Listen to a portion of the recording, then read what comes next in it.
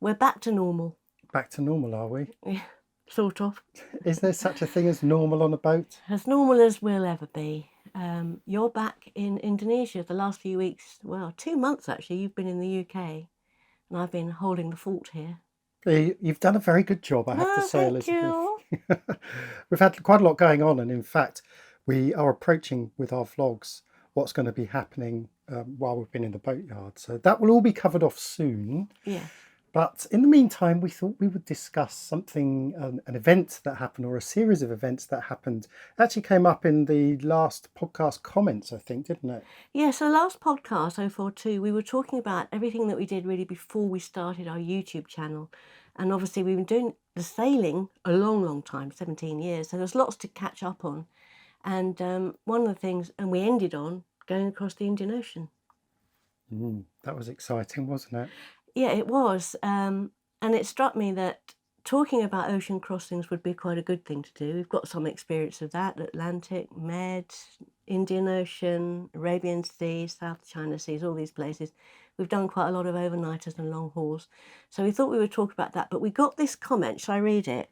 From 24-hour travellers. And it's quite typical of what we get whenever with the subject of our Indian Ocean crossing comes up.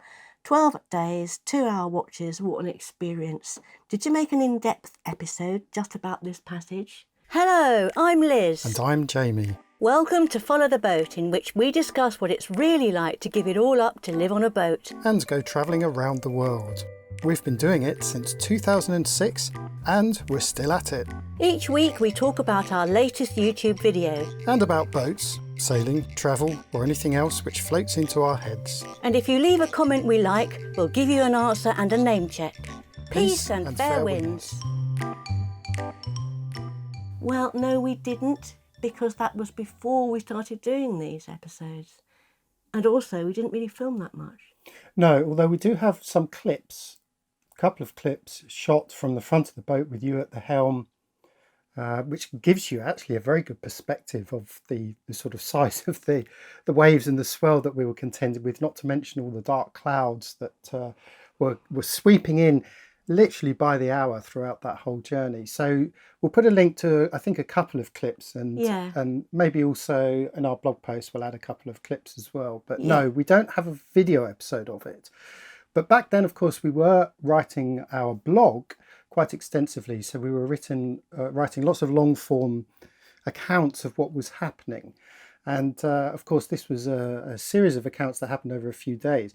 But before we even did the Indian Ocean crossing, we had that horrendous experience of trying to cross the equator while we were still thinking that we were heading to South Africa from the Maldives. And I was reading through that blog post only yesterday, and it just sent shivers down my spine. I find it quite difficult to realise that we actually did it. You know, when I read it, I thought it all came flooding back, of course, it's never left. But I had forgotten how bad it was. I mean, we had a knockdown, I hit my head, carnage below, we had water in the boat. We had just about everything that you can imagine. The only thing that was really good was our engine kept going, because we needed the engine to get back up against wind and everything to get back to Mali to safety. It's a very long one. We'll definitely put a link to that. But it meant that we got back to Mali in the middle of the Maldives. We limped in, trying to decide what to do next. In fact, if that crossing had been okay, we wouldn't even be here now, because we would have gone to South Africa. This is true. And I think also having the experience of that particular episode probably primed us for our adventure that happened next, going across the Indian Ocean towards Malaysia. I think because we've been through, I think it lasted 4 or 5 days trying to cross between atolls, and it didn't work. So if you read the article, you'll see just how scary that situation was, and scary for me because after 24 hours we ended up in exactly the same spot. Yeah, we were hit sideways by a force 8 that wasn't predicted. It just came out of nowhere. And to put it bluntly, it was safer. It felt better to sail at night when you couldn't see how bad the conditions were than during the day. It was absolutely terrifying. And somehow we managed to get our way back. And during that terrible 4 or 5 days, we learned to really rely and trust each other, didn't we? There were moments when each of us plummeted to the depths of stress, anxiety, and depression, and then the other one would rally and pull that one up. It really did. It did the world of good for our sailing, well, and our general relationship, I think, didn't it? Definitely, yes, definitely. It was all about teamwork. Yeah. And you're right. And I think because we've been through that, the idea of crossing the Indian Ocean in the southwest monsoon, which, let's face it, is not the most pleasant of monsoons, very wet, very squally. Because we've been through all that, we already had the trust in each other and also the trust in the boat. So the idea of running with the southwest monsoon to Malaysia was kind of like, yeah, whatever, we can do this. You know, we've been through shit, so what else can you throw at us? We wouldn't recommend it to anyone. But it's just a fine example, yet again, of having to make decisions on the cuff, and being prepared to change your plans at the drop of a hat. And we had to look at all the options that were open to us, and frankly, going across the Indian Ocean was the best one. We couldn't leave the boat in the Maldives, couldn't get back to India. Sri Lanka was way out of the way, and we couldn't go south and we couldn't go west. So we really had no option. We had to go, and we had to get going. But of course, we didn't leave until late May in 2013, by which time it certainly had kicked in. It was the southwest, wasn't it? It really was. Yeah, I mean, even if we'd wanted to go any other direction, we simply couldn't. So it was just a case of running with the wind. But of course, it's a journey that many people had done. Yeah. 2 boats that we'd been sailing with around India, actually come down from India, had gone on ahead of us. We already knew people in Malaysia that had got there the previous year, the previous 2 years ago. So we knew that the passage itself was a regular trade run, really. Yeah, and to be honest, we were looking forward to it because the storm had finished. It had taken 4 or 5 days for it to blow out. So we had a lot of wind, but it wasn't stormy at that stage. I remember setting off from the Maldives. It was a lovely sunny day. It was. We were quite prepared. We had all our food, our provisions were all ready. Prepared a few meals in the fridge. Everything was shipshape as much as it could be. We knew that we'd cleaned up most of the oil and the water that had got into the boat. So we were kind of ready to go. It was a hatch that had broken, so we managed to, I don't know what we did with that hatch, we managed to pull it down and keep it closed so it wouldn't open again. We were raring to go, to be honest. We had 1,500 miles ahead of us. The plan was to get to Langkawi directly from the Maldives, which is almost due east, isn't it? It is. It's a straight run. Straight run. So, in theory, relatively straightforward. So we want to talk about that passage. It has got some hairy bits in it, but it is quite typical of ocean passages. And if you're thinking of doing it, or if you have done an ocean passage, you'll know what we mean. Slight difference is that there were just 2 of us on the boat. So you've got to have quite tight watch systems. You have to get used to playing with your head when it comes to sleep, but it's doable. So should we talk about launching and going? So we left Maldives in May, and what was the weather like? It was quite nice. It was, yes. I do remember the first couple of days were very pleasant. So we had big grins on our faces and we had favourable winds. So as far as we were concerned, this was going to be an easy sail. So we were pretty relaxed, I think. And, well, Esper was, she was limping along. We had taken some damage in that previous squall. But, yeah, we were pretty happy with the situation. So away we went. We didn't have an autopilot. We need to make it quite clear from the outset that we didn't have a working B&G system. That had really taken a hit, hadn't it? It was on its way out. It was old anyway. And it wasn't really working properly at all. In fact, hadn't been working for years. So we used our wind pilot. Yeah, the autopilot actually crapped out as we were going down the Red Sea. And of course, we weren't anywhere where we could get that looked at or fixed. So we were relying on Marge. Now, we don't normally name our various instruments on the boats, but Marge was named by the previous owners. Yes. So it's a Pacific wind pilot. She was called Marge because of the great big paddle that hangs off the back. She's got Marge Simpson-like hair. Yeah. So anyway, they called her Marge. We'd been sailing with Marge all the way down the Red Sea, and Across the Arabian Sea. And yeah, been fantastic. had been fantastic. Yeah. Yeah. So we were relying on her, and once you've set them up, the trick with those things is to balance your sails first. So balance your sails first, then set your autopilot or your wind pilot, and you should be good to go. And of course, with a straight run of 1,200 miles or so, we, in theory, wouldn't have to touch her. Yeah, that's what they're set up for long days and weeks of sailing in the same direction. Once they're set, they're set. So we knew we were ready to go, and she was great. Did you know that liking and subscribing on YouTube or wherever you get your podcasts helps us to get noticed? Go on, give us a helping hand. When we first started sailing, we made the mistake of staying on watch if we felt awake enough. So quite often Liz tends to go to bed early in the evening and I can stay up. And the mistake we were making actually was that I was feeling good for 6 hours. So I may go on watch at 6 in the evening and feel like I could stay up till 12, which would give Liz 6 hours sleep. But this is a mistake, because what happens is that I am then exhausted. So I go to sleep. And well, two things happen. First of all, the onus is on you to then have to cover off another 6 hours. But more importantly, if something were to go wrong and I had to be roused from my sleep, I was going to be very, very tired. So we realised that it's really important to stick to a rigid watch system. And as I said, you tended to take the very early evening, so after sundown, sort of 6 o'clock in the evening until 9. By which time you would be feeling tired, because just generally you do go to bed earlier than I do. So I would then take the next watch. So it worked very well for us, didn't it? Yeah, it would vary sometimes, but because there's two of you, you can do. You've got a little bit of play. You can change it a bit if you need to, but that's pretty much how we did it.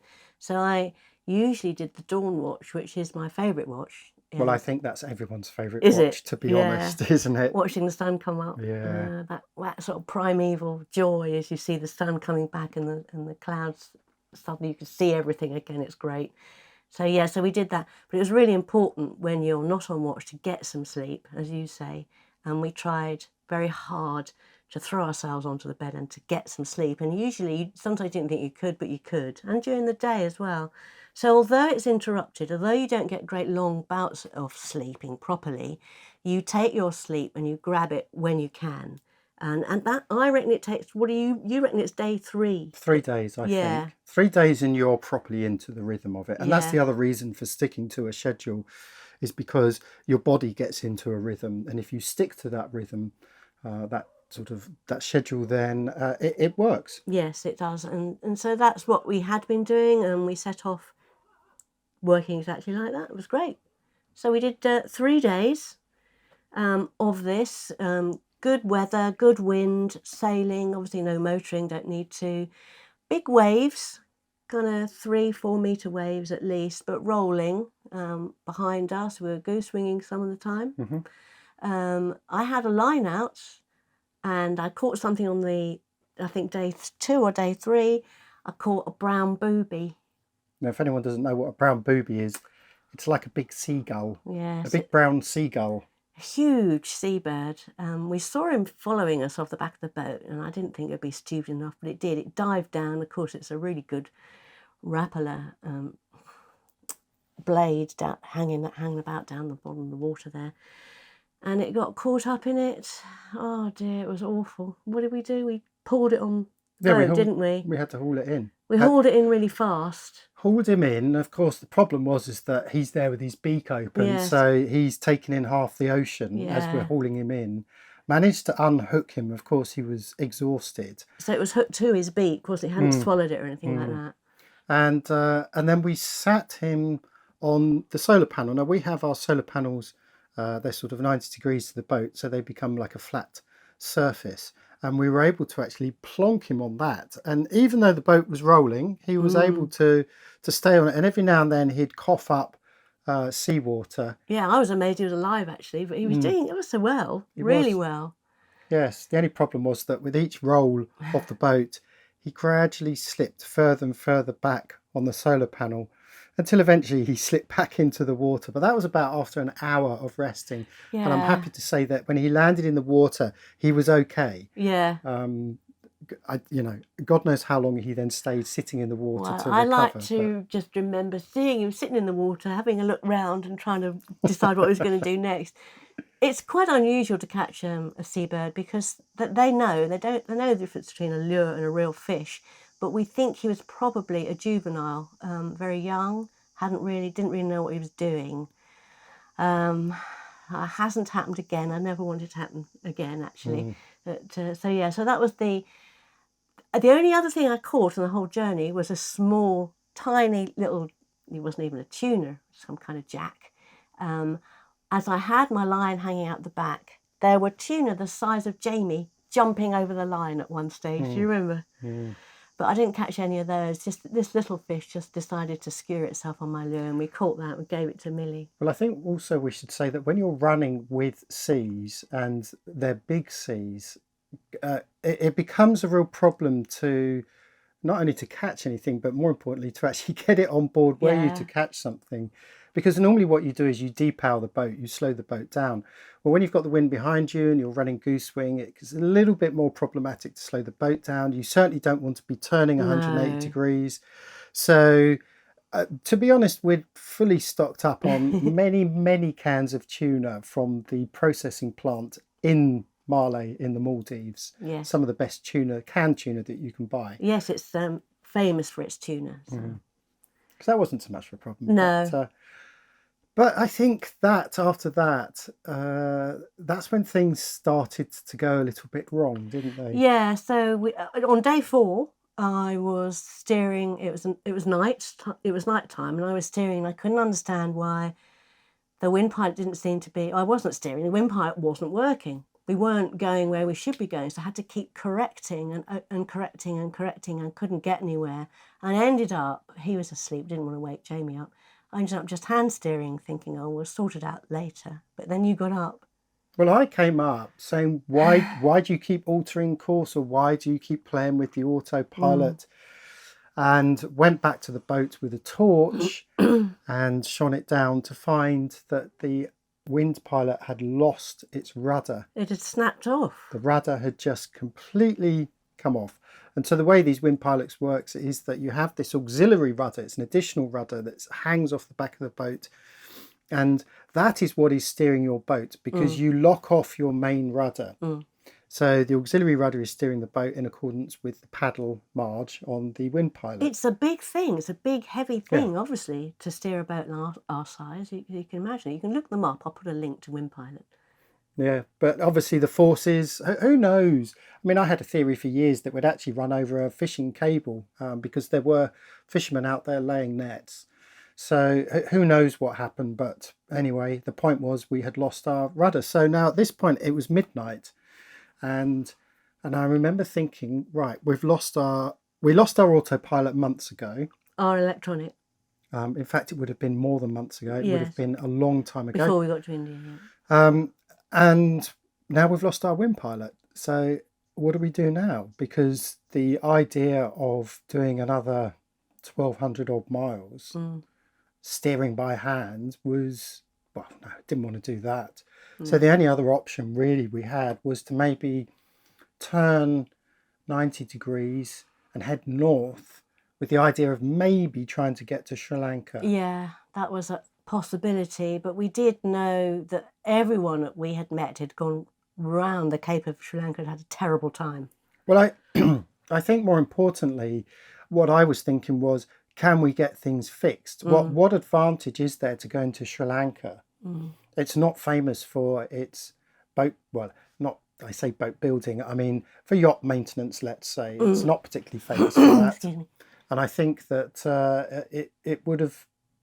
we would have been taking many steps backwards to have gone up there with all our broken gear and expected to have fixed it. Yeah, we could have flown stuff in and so forth, but we'd have just had to. It would have been awful, really, and not the way we wanted to go, and uphill as well against a lot of weather. So that was pretty quickly came off the list, didn't it? Yeah, I think Going back to India was the other one.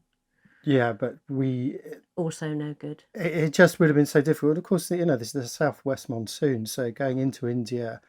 Well, anyway, that I don't think that I even entertained that No, idea and we couldn't because get back to Maldives either, could we? no, because we're running with Yep. these following seas, so you can't turn around and head to the Maldives.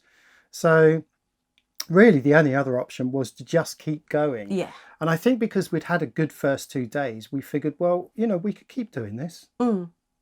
Yeah. We gave no consideration to the fact that we would now have to be hand steering without any kind of autopilot for the remainder of the journey. I mean, just to be fair, Esper is a very good boat. She does balance very well. So quite a lot of the time, once you get, she will just go on her own without you having to steer. But of course, we were just about to get the worst of the monsoon coming through with continuous storms and thunder and lightning for the rest of the journey, which we didn't realise that was going to happen. Sorry for interrupting, but while I've got you here, if you like what we do and you want to support us and become a Patreon, or join us on FTB Mates, or even drop a quid in the rum fund, go to followtheboat.com/pub. Of course, come to the pub. For the next couple of days then, it was plain sailing. Do we use that expression here? Of course, we were having to hand steer, but the weather was fairly consistent.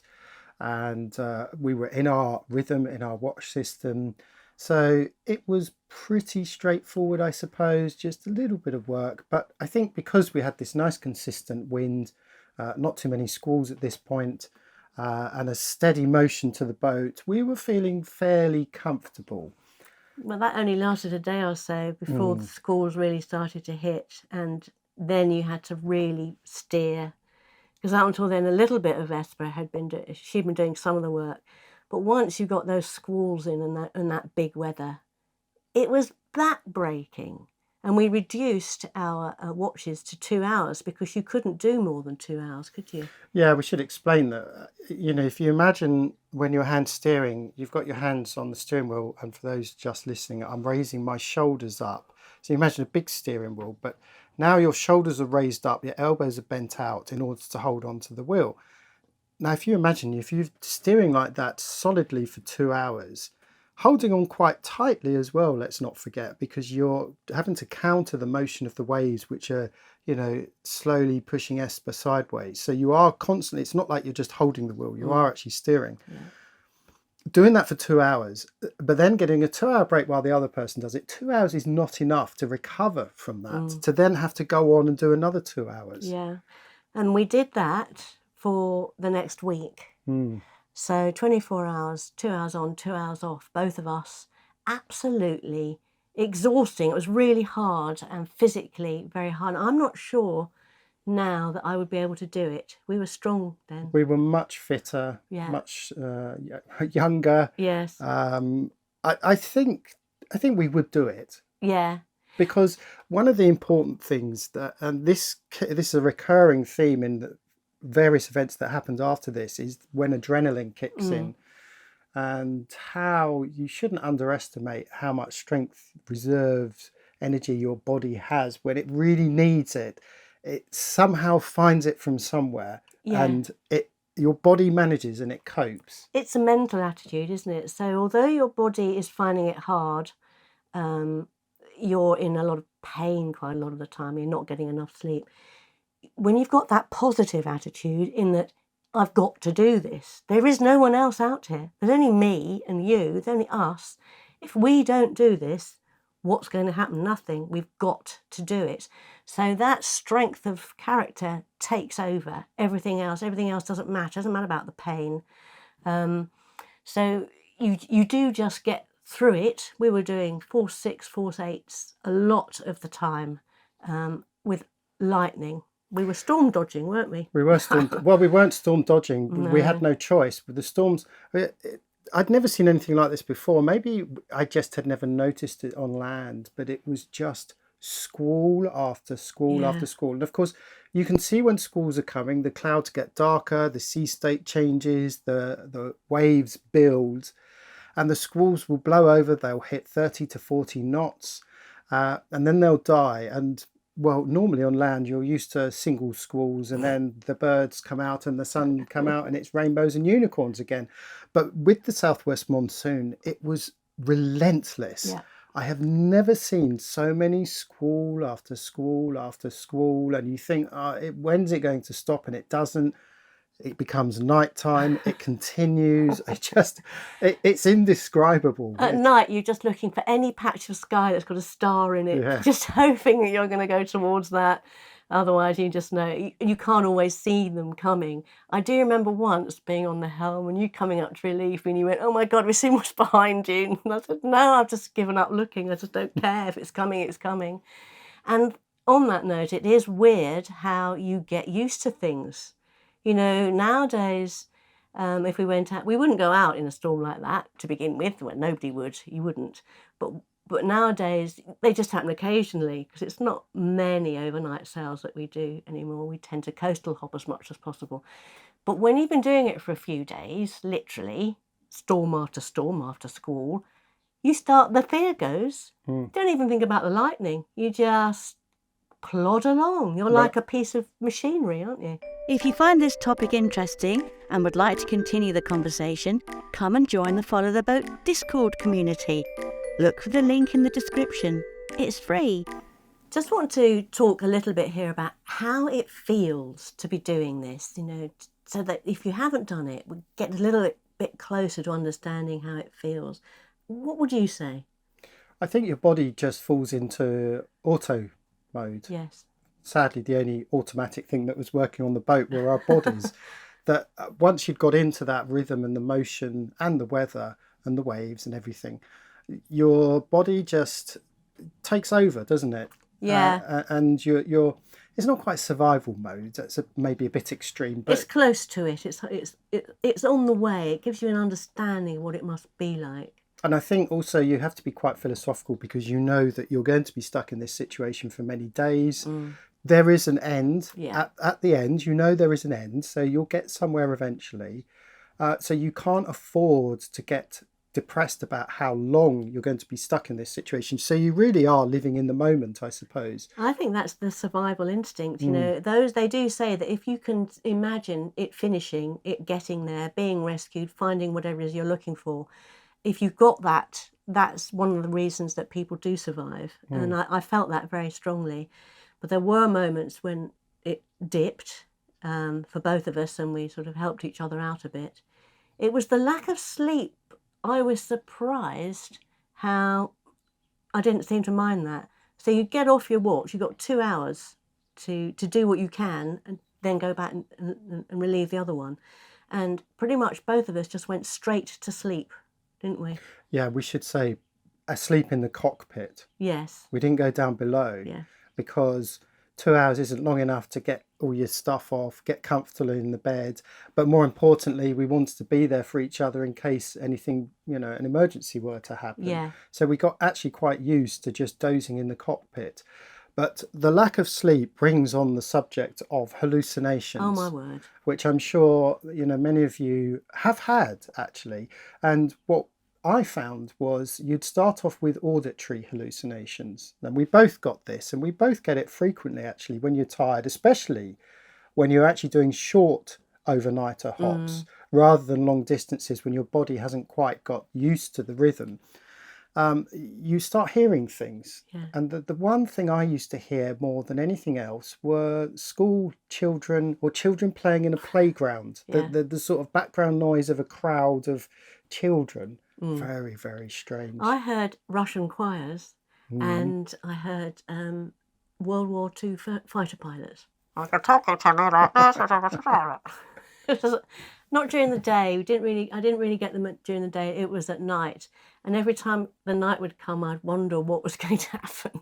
Saw a dog. I remember putting my hand forward to pat the dog and then realising, there's no dog there. Yeah, so we should talk. This is hallucinations going beyond the auditory hallucinations, because auditory hallucinations start first. It's then the visual hallucinations that kick in. And that is when you're really tired and you're awake enough to know that they're hallucinations most of the time. But then you start slipping into that dreamlike state in between wake and sleep. It's that drifting off thing you get when you're about to go to sleep. And I think I did read, I think I've got this right, that it's called Hypnagogia, a word like that, which means you're not asleep, you're not awake, you're in that twilight world. So yes, you saw, we both saw the dog, Yeah, didn't black we? dog, yeah. We both saw a dog in the cockpit. I was chatting to someone at the mast. They were standing, a little person at the mast telling me jokes. And the compass as well, the compass yeah. lit up.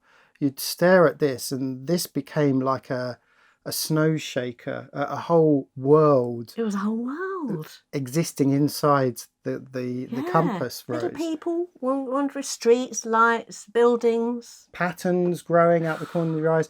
The worst hallucination I got, though, was seeing another boat come alongside us. And I can't remember if that was this journey or on the one when we had the knockdown, but that actually did fill me with dread, because it had appeared out of nowhere and it was unlit and it was close enough you could almost touch it.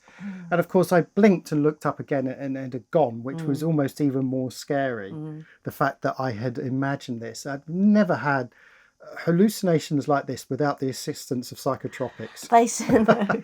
They really do feel real. I was laughing at this bloke telling me jokes, little dwarfy fella, little fella, and the dog, trying to pat the dog.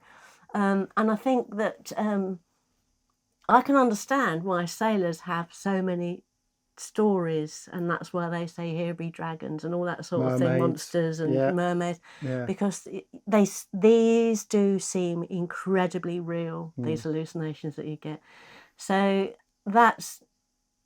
it's mainly to do with lack of sleep, but there is something about being in the sea as well. The sounds, the noises, the general feeling, the wind, everything. Something else I noticed, and I had noticed it previously, but ever so much on this journey, was how physically the environment you're sailing in doesn't change. The size of the waves are the same, the dark skies, the squalls and what have you.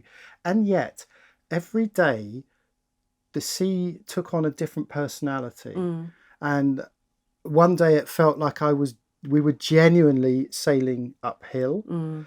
Another time when we had a whiteout, I could imagine, I was taken back to places. I could imagine, oh yes, I'm on this country road and I know there's a stream just round the corner.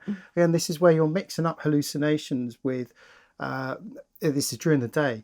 And every day taking on a different character. Yes. I can't really explain it, but it's, when I think of each day, when I go back through the log and I remember, yes, that 100-mile leg there, yes, the sea state was like da-da-da. And I remember being taken back to a childhood location. Yeah, I mean, it's interesting that people say, don't you get bored doing ocean crossings? Well, on this particular ocean crossing, no, it went pretty fast because there was so much to do, so many things happening, and such short watches. You just have to survive and get through it and get to the other end. I can imagine if you've got, say, 6 people on board doing watches, you pretty much get a proper night's sleep every day. Bloody hell. And you're only doing watch every now and again.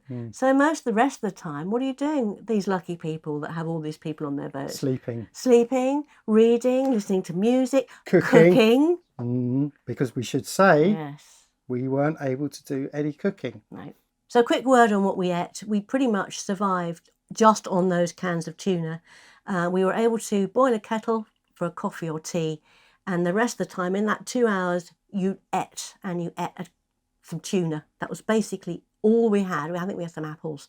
So in those 2 weeks, we lost a lot of weight. People were saying when they saw us, they couldn't believe it. But hold on, we should explain the reason why we're not eating is not because we didn't have provisions. We had plenty of provisions. It's just we were unable. We didn't have the strength, I think, more than anything, the resolve to volunteer to go down and cook something big. Well, we didn't have the time when you consider 2 hours on, 2 hours off. In those 2 hours off, you had to sleep. That was the most important. It was incumbent upon you to get some sleep so you would be able to relieve the next person. And the quickest thing was just to eat straight out of tins, wolf it down, get some sleep, get some protein in you. So that's how we survived. We didn't eat very much. A couple of people have said over the years, why don't you heave to? And it was something we discussed. And one of the other boats did. On Chinook they did. Did they? Yeah. Why didn't we? I remember discussing it and I don't. deciding not to. I think. I think with hindsight, maybe we should have done just to give ourselves some rest. But it. I don't know. The idea of heaving to in those kind of seas didn't particularly fill me with any comfort, to be honest. I just didn't relish that idea. Because we'd be worried all the time about what was going on if we were asleep. Yeah, and I think also there was a feeling of just want to get this out of the way, get it done. Let's just get there as quickly as possible. That was definitely my feeling. I thought, don't need to yet. As long as I can keep doing this, as long as I can keep standing and doing this, I don't want to do that. I just want to get there. So yeah, although it could have been an option, and we know that people do it, and if we'd had to, we would have done it. And in fact, if we get on to day 8, that was a day when I think we were just about ready to do it. Genoa went, the furling mechanism. Yes, unbeknown to me at the time, and I've later learned all about halyard wrap. And if you don't know what halyard wrap is, you should understand it, because this is where your halyard for your headsail, when you try and unfurl the headsail, or worse still, try and furl it away, the halyard turns more quickly than the drum. And so the top of the halyard ends up wrapping around your foil. And this is what had happened, except back then I had no idea that this was what the problem was. No. So we, first of all, I think didn't we get stuck with it out? Yeah. And then eventually we were able to furl it away and couldn't furl it back out. But basically we ended up just having to drop the thing. I think we had to drop it while it was out. We couldn't furl it away, and that was what was scary, because we would only furl it out if we felt the conditions warranted it. But most of the time we were sailing on the main and the mizzen. But yeah, so that it got stuck, and that was scary because we had a squall coming. I remember it was raining. So the two of us went up the front. I can't remember. No. We both went up the front. No. You went up the front. What? I wrapped it to the boat. Yes. So I got it down and came back to the helm. And then I said to you, with the oncoming next squall number 258, that you needed to go to the front and lash down the sail to the guardrail using sail ties. Because now, imagine the sail is now just lying along the side of the boat. The last thing you want to happen is for that to go overboard. Yeah, I think you'd partially lashed it. You wouldn't have left it just hanging there.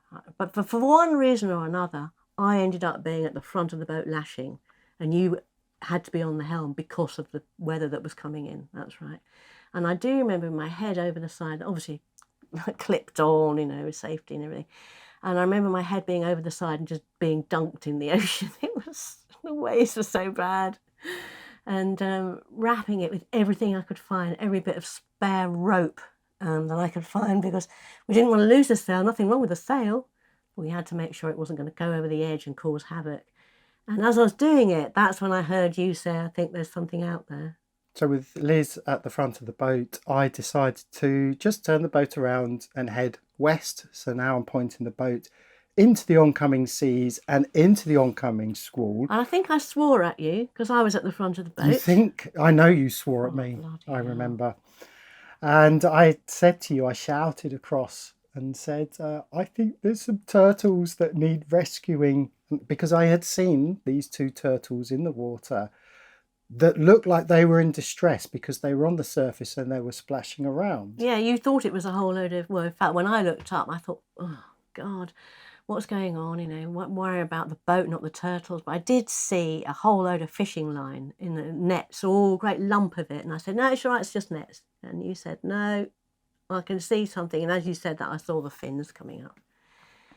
So we were just about to be hit. The rain had started. We were just about to be hit with another great big squall coming at us. And there were these turtles, and we decided to rescue them. So we had to take the sails down, go alongside. We probably put the boat, the engine on, and brought the boat alongside. Yeah, we did a man turtles. overboard manoeuvre, didn't we? It was great. So we went.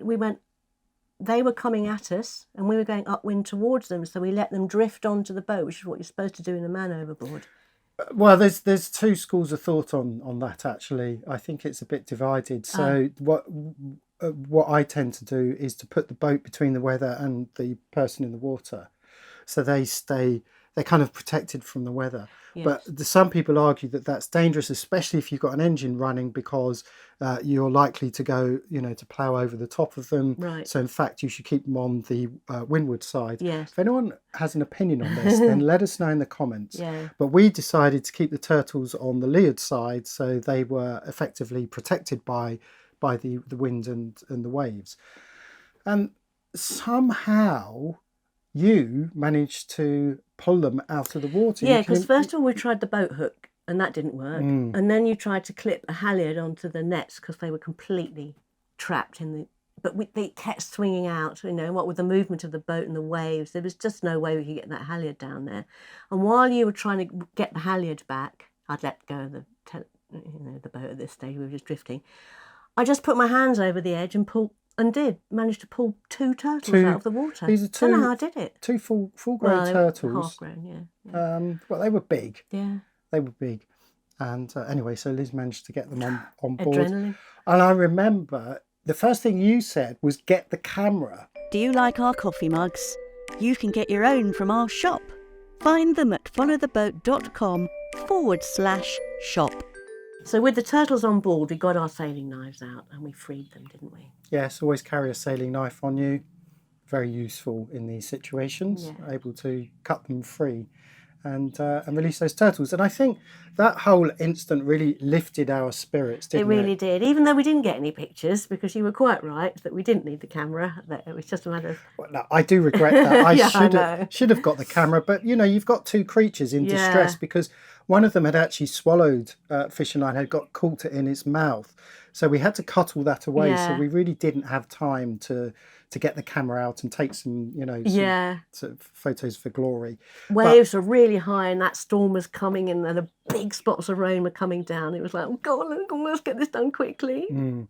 But it lifted our spirits, Yes. and we needed that, actually. It was the right thing to do, Yeah. but right thing to do in terms of saving the turtles, of course, but also the right thing to do for us, because we were just sort of kind of like elevated. Oh, it rejuvenated us. We suddenly got all this energy back, really starting to flag, and we're tired and everything. But as I said earlier, it's amazing what the mind can do to the body, because all the aches and pains went, all the grumpiness, well, no time to be grumpy, but sort of generally feeling pretty grotty. And suddenly, bang, we were alive again, weren't we? Full determination. Yes, but that didn't last long, did it? Because the next thing that broke was the outhaul car on the mainsail had come off of its track, because, of course, by this point we were relying pretty much on the mainsail. Yeah. With it pulled, sort of prevented out.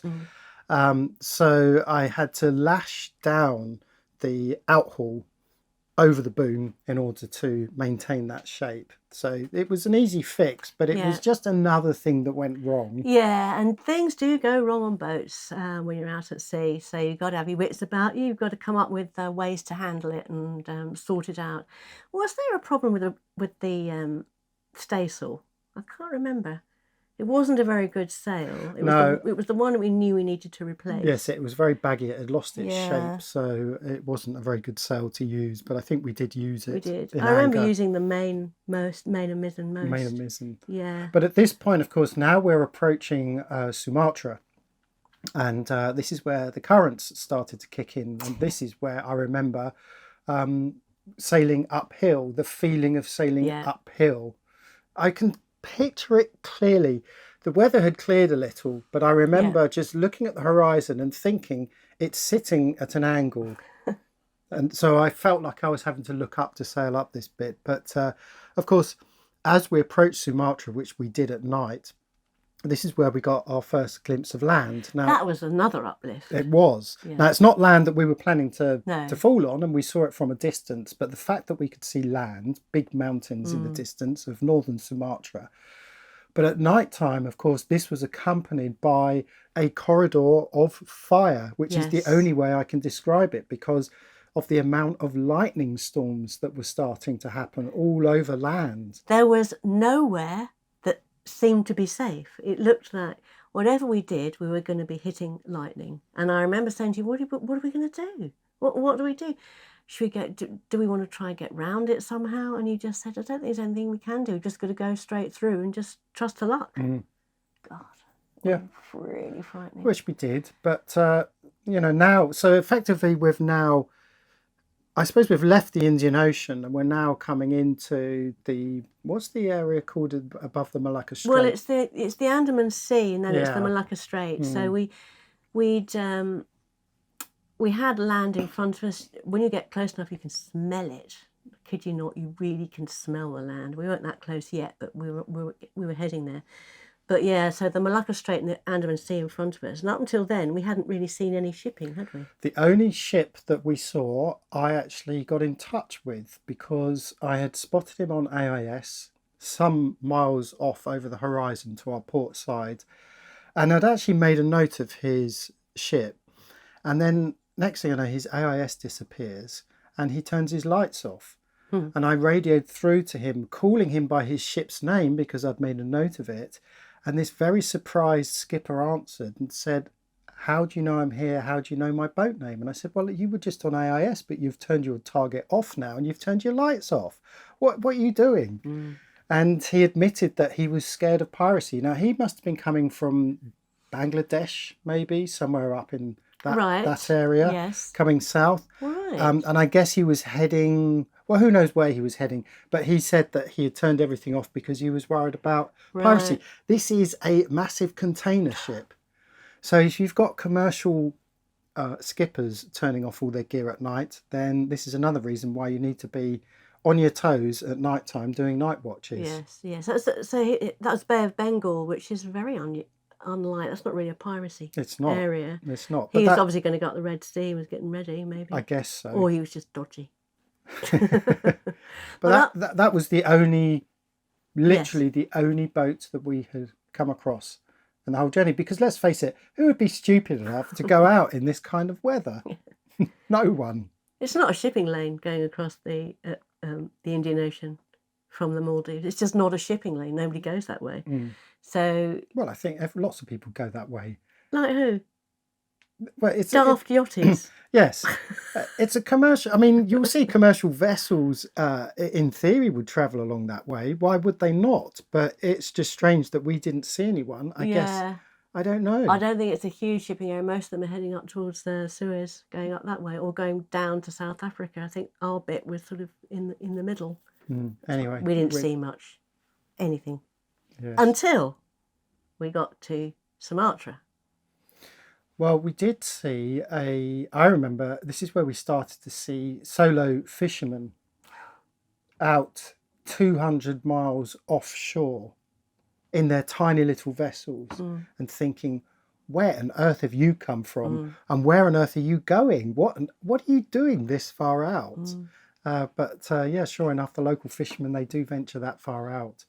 But yeah, so we had to really contend with lots of lightning. This is when we really started seeing lightning storms. Sort of, we'd had squalls with the odd flash of lightning, but this was proper squall, static squalls, and I guess Sumatras, as they're called, which are these vicious lightning squalls that travel from Sumatra east towards Malaysia. Yeah, across the Malacca Strait. So we weren't there. We were west of that, but we could see it all in front of us. And on the Andaman Sea, and it's incredible. It's just light the whole time. That's how they do it over here. If you want to see a lightning storm, bring your boat over here. You'll see plenty. So we were on the last leg, but as you said, we were sailing uphill, and I think in your diary, because I had a read through, we did 68 nautical miles in one day. Yes, that's how bad the current was. Yes, to put that in context, that's not very far at all. No, we were doing 150 up until then. Yeah. So it just goes to show you the currents that were starting to kick in. But I guess at this point, land is in sight, if not physically.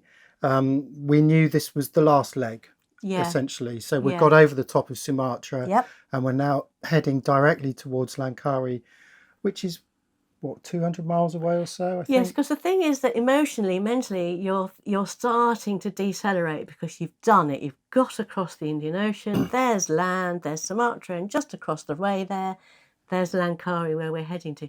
We're still 200 miles away. We're still going to hand steer there. And by this stage, we didn't get those lovely consistent winds. The wind started doing some strange things. So we had the engine on and we were motor sailing, and that involved purely doing it by hand. So hand steering solidly for the next still 3 days. Oh, and that was hard because, you know, you think you've finished, but there's still all that ahead of you. And when we eventually came to Langkawi, it was in a complete whiteout, wasn't it? There was Yeah, we couldn't see anything. so much rain. Yeah. Could not see anything. And of course, you know, you're coming into a new cruising territory, but not just that, you're coming into a new continent. So you've no idea what to expect. No. It was so foreign and different and green and sort of massive, great trees and mountains and volcanoes. It was incredible. I think there was a sense of excitement at that Yeah. point as well, is that finally we are now entering into a new cruising territory that from our point of view is uncharted, unexplored. Yes. You know, we had no idea what this place was going to be like. We just knew that this whole area, including Thailand, Phuket, was a popular spot for cruisers. So there must be some reason why all these boats come here. But we were just a little bit confused by the fact that it was raining so hard we couldn't see, you know, 50 meters beyond the bow. And thinking, well, why on earth would anyone want to cruise around here? It's just wet all the time. It was the wet season, and sure enough, we got to know that, but we'd made it. So that was getting across the Indian Ocean. I hope that insight, what we've discussed, has given you an idea of what it would be like. And although it was quite extreme in that we had to hand steer, if you put that bit aside, everything else is pretty much par for the course. That's what happens when you go across an ocean, particularly if it's just two of you. I think just imagine the difference it would have made though if we'd had some kind of autopilot. It would have been an entirely different journey. Yeah. Would have eaten some nice meals. Yeah, maybe even caught some fish. Who knows? But we should emphasise that when we got to Langkawi, we were physically, emotionally battered, properly battered. It was the hardest thing. I think I can speak for both of us and say it's the hardest thing we've ever undertaken, ever. And for it to be consistently difficult like that for 13 days or however many days solid with no break, that's the thing. It's the fact that there is no break from it at all. And by the time we got to Langkawi, I remember going to the shower block and taking off my shirt, and I was properly ripped. I had a six-pack again. Yeah, me too. I was looking good, but I was feeling properly battered. And having experienced that, it's really put us in good stead, because around this part of the world, you do get a lot of storms and you do get a lot of weather. And when you venture out across, you know, if you go into the Andaman Sea, certainly when you go around to the South China Sea, you get that weather again. You get really bad weather and wipeouts and all kinds of stuff. So having done it for so long, nothing phases us anymore. And the boat carries us through all of these things. Water spouts as well you get here, which we didn't see out in the ocean. But I think more importantly, the biggest lesson, of course, is teamwork. And the fact that Liz and I, we worked well as a team before all this. And we worked well as a team throughout, which means that now when we are in similar situations, we know that we can rely on each other, and that's probably the biggest lesson out of all of it. Yeah, we just have muscle memory now. We just get into it, don't have to say anything, just get on with it. So yeah, going across an ocean, that was our trip. That was the Indian Ocean for us. If you've got any stories about ocean crossings, put them in the comments. We would love to hear your stories. Always interesting. Thanks for listening. Cheers. Bye.